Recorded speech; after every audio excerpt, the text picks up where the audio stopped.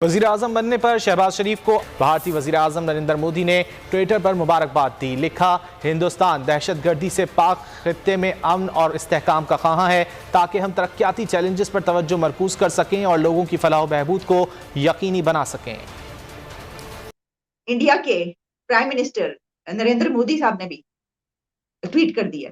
एक बात तय है कि मुबारकबाद का पैगाम नरेंद्र मोदी से आ गया, तबसरा जो है वो तुर्की ने कर लिया। लेकिन इस ट्वीट के बाद जो इमरान खान साहब हैं उनका क्या सिचुएशन होगी, तो मैं ये बड़ी अच्छी बात इसलिए समझ रही हूँ कि दोनों कंट्रीज को फौरी तौर पर एक स्टेप लेना चाहिए कि ट्रेड का स्टार्ट कर देना चाहिए। 22 में से एक वजीर आजम अपनी टर्न्योर पूरा नहीं करके गया, ये भी कोई एक्स फैक्टर है कि ऐसे ही चलता रहेगा? इसमें उन्होंने अपना एक वो जो है सवाल उठाया कि भाई जो हम ये समझते हैं कि इस खित्ते में, इस रीजन में जो है वो ना दहशतगर्दी ना हो और हमारी तमाम एनर्जीज हम फोकस करें दोनों कंट्रीज अपने कंट्रीज को खुशहाल बनाने, प्रॉस्पेरिटी के लिए, लोगों के लिए हम इकदाम करें।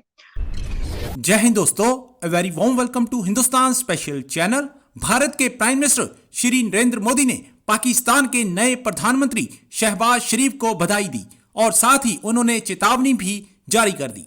प्राइम मिनिस्टर मोदी ने पाकिस्तान के नए चुने प्रधानमंत्री को कश्मीर राग पर भी अपना जवाब सुना दिया। मोदी जी ने अपने ट्वीट में शहबाज शरीफ को बधाई देते हुए कहा कि भारत आतंक मुक्त क्षेत्र में शांति और स्थिरता चाहता है ताकि हम अपने विकास पर पूरी तरह से ध्यान केंद्रित कर सके, साथ ही अपने लोगों की भलाई और खुशहाली सुनिश्चित कर सके। इस तरह प्राइम मिनिस्टर मोदी ने एक तीर से दो शिकार कर डाले। आपको यहां बता दें कि नवाज शरीफ के भाई शहबाज शरीफ पाकिस्तान के 23वें प्राइम मिनिस्टर चुन लिए गए हैं। कल उन्होंने पाकिस्तान के प्राइम मिनिस्टर के तौर पर शपथ ली। दरअसल शहबाज शरीफ के पाकिस्तान के प्रधानमंत्री चुने जाने से इमरान खान को बहुत बड़ा धक्का लगा है। तो चलिए दोस्तों, आज की वीडियो की तरफ चलते हैं। Thank you so much. भारतीय वज़ीर आज़म नरेंद्र मोदी ने भी वज़ीर आज़म शहबाज शरीफ को मुबारकबाद का ट्वीट किया। भारतीय वजीर आजम नरेंद्र मोदी ने भी अपने ट्विटर पैगाम में शहबाज शरीफ को पाकिस्तान का वजीर आजम मुंतखब होने पर मुबारकबाद पेश की। ट्वीट में कहा, भारत दहशतगर्दी से पाक खित्ते में अमन और इस्तेहकाम का ख्वाह है ताकि हम तरक्याती चैलेंजेस पर तवज्जो मरकूज रख सकें और हम अपने लोगों की फलाह बहबूद यकीनी बना सकें। इंडिया के प्राइम मिनिस्टर नरेंद्र मोदी साहब ने भी ट्वीट कर दिया और पीएम मोदी ने जो ट्वीट किया है उसमें उन्होंने मुबारकबाद दी है। अच्छा, ये जो पीएम मोदी की ट्वीट है ये आई है इसके बाद कि जब शहबाज शरीफ साहब अपनी जो स्पीच की उसमें उन्होंने भारत को भी उसका जिक्र किया और उन्होंने ये कहा कि हम ये चाहते हैं कि क्योंकि भारत, दोनों मुल्क जो है वहां पर बेरोजगारी भी है, वहां पर गुर्बत भी है, दोनों कंट्रीज में मुश्किलात हैं, दोनों कंट्रीज के लोगों को जो है वो मिलकर इस चीज से निकलना होगा और हमें मिलकर एक दूसरे के साथ ऐसे स्टेप्स लेने होंगे जिससे दोनों कंट्रीज की बेरोजगारी को, जॉबलेसनेस को और इसके अलावा जो गुर्बत है, पॉवर्टी है, इस तरह के और जितने मसाइल हैं उसको हम मिलकर हल कर सकें।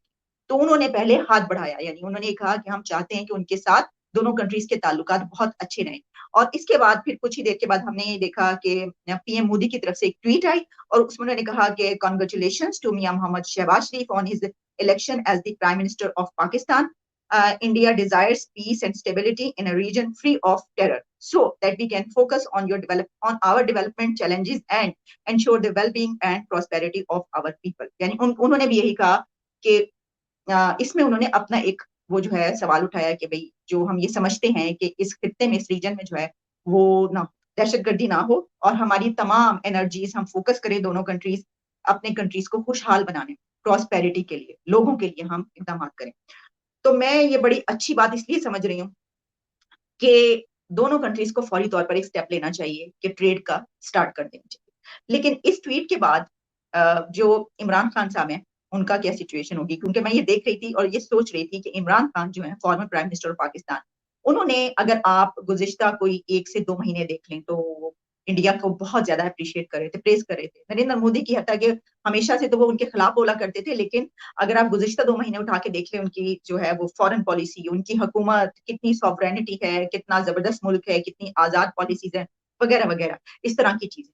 तो उन्होंने सोचा होगा कि मुझे तो कभी पीएम मोदी ने, मैंने इतनी तारीफें की, आगे से कोई जवाब ही नहीं दिया और शहबाज शरीफ अभी आज के दिन ही वो इलेक्ट हुए और अभी उन्होंने सिर्फ ये कहा है कि हम ताल्लुकात अच्छे बनाना चाहते हैं और साथ ही पीएम मोदी की तरफ से ये ट्वीट आ गया। तो ये सब कुछ चल रहा है, लेकिन अब मैं आती हूँ एक और इसका जो पॉइंट ऑफ व्यू, उसकी तरफ कि देखें ये क्या हुकूमत चलेगी। इस जो शहबाज शरीफ प्राइम मिनिस्टर बने और उनके नीचे जितने लोग हैं, और अब ये कहा जा रहा है कि बिलावल भुट्टो जो है उनको हो सकता है कि वो फॉरेन मिनिस्टर बन जाए। ये बहुत ही एक कमाल का फैसला होगा। इसकी वजह ये है कि मैं ये समझती हूँ कि बिलावल भुट्टो एक अच्छे फॉरेन मिनिस्टर बनकर सामने आए। एक तो ये है कि उनकी तालीम बहुत जबरदस्त, वो बोलते बहुत अच्छे हैं, और अच्छी बात ये है कि वो जो इश्यूज हैं उनको इस तरह लेकर चलते हैं जो कि इस एरा में, यानी कि इस सदी के अंदर के जब हम किस एरा में हैं स्पेस और टेक्नोलॉजी के, वो उसको इश्यूज को इस तरह देखते हैं। वो न्यू जनरेशन को जो है वो आगे बढ़ाने की बात करते हैं और उनके आइडियाज वैसे हैं, तो वो फॉरेन पॉलिसी में सबसे बहुत अच्छे ताल्लुकात रखेंगे। एक बात तय है कि मुबारकबाद का पैगाम नरेंद्र मोदी से आ गया। तबसरा जो है वो तुर्की ने कर लिया, तुर्की ने बात कर ली। अमेरिका जो है उसकी वाइट हाउस की तर्जुमान उन्होंने इसके हवाले से गुफ्तगू कर ली, लेकिन अभी तक गुरेज है, चीन की तरफ से कोई पैगाम नहीं आया। उनके जो मिनिस्ट्री ऑफ फॉरेन अफेयर्स के तर्जुमान हैं वो ट्विटर पर आए।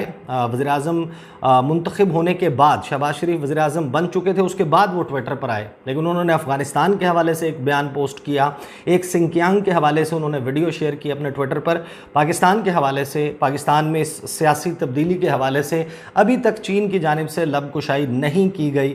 कब करते हैं वो, किन अल्फाज में करते हैं, मैं इस हवाले से इंतज़ार करूँगा कि दुनिया भर का रद्द-ए-अमल सामने आ जाए। उसके हवाले से इंशाल्लाह आज शाम को, आज या फिर आज रात को किसी वक्त मैं वीडियो करूँगा। हो सकता है कि किसी आला चीनी ऑफिशियल जो है उसकी टेलीफोन कॉल आ जाए। आती है या नहीं आती, ये जब आएगी तो उसके ऊपर बात करेंगे। और एक्स फैक्टर है, मैं थोड़ा सा आपको दोनों को माजरत के साथ डी ट्रैक कर रहा हूँ। 23वां वज़ीर-ए-आज़म आया, 22 में से एक वज़ीर-ए-आज़म अपनी टेन्योर पूरा नहीं करके गया। ये भी कोई एक्स फैक्टर है कि ऐसे ही चलता रहेगा?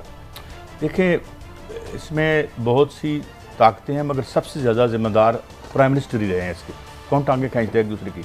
अब एक बंदा आ गया है, अब इमरान खान आ गया था, तो खान साहब का क्या फैक्टर, आप दोनों समय तक क्यों गए? मैं तो आज मेरी राय पूछ रहा हूँ, ठीक है। मेरी बिल्कुल एक्सपेक्टेशन नहीं थी कि इंस्टीट्यूशन में बहुत रेजिस्टेंस थी और बाहर भी बहुत रेजिस्टेंस थी, जो रिटायर्ड लोगों में भी थी।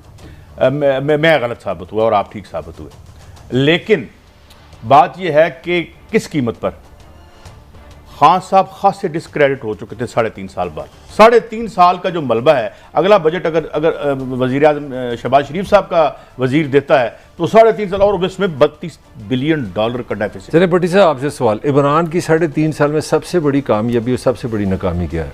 देखिए, एनालिसिस मैंने उन पर बहुत ज़्यादा तनकीद की जहां मैंने खामी देखी, और मैं अब भी ईमानदारी से कह रहा हूँ इस हुकूमत पे भी वही करूंगा जो मैं उससे पहले कराया था। इससे पहले उन्हें कुछ साफियों की लिस्ट तो नहीं बनाई खान साहब ने कि ये मेरे खिलाफ थे?